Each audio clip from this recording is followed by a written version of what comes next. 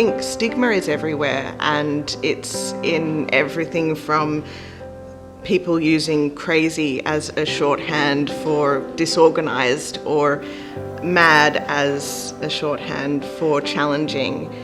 That kind of stigma is so ingrained in society that it's really difficult to escape. People with mental disability, they never want to tell other people. They keep secret. I don't want to prove to everybody I have a mental disability. I just want being a normal person. You treat me like a normal person. I've had numerous experiences of stigma, discrimination and isolation.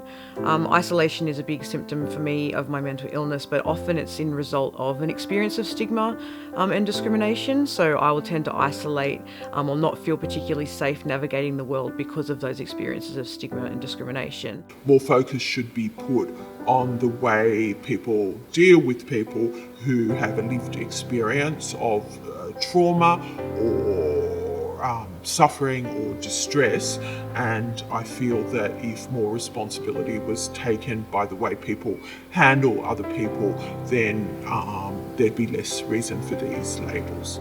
到最后呢，现在呢，这对中国人来说呢，当然我们的文化是我们不愿意承认我们有病，而且家里也不愿意让别人知道。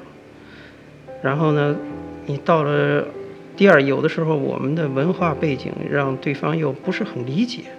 There's also the kind of discrimination and prejudice that comes in through things like the healthcare system, when people are not believed because they have a mental health diagnosis.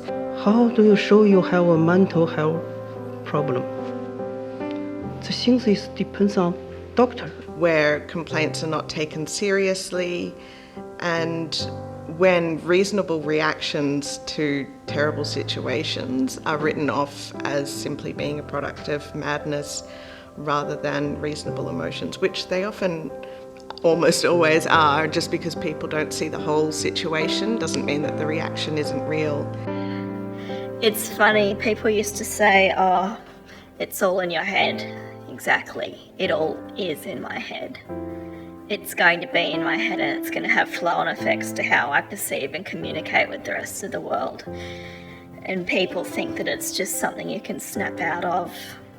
It took me a long time to accept that this is my lived reality. I'm not just going to be able to take a pill and miraculously get better.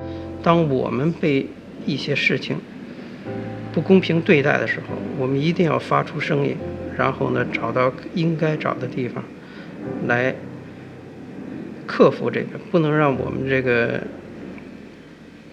在忍受病痛的同时，还要忍受别人的歧视。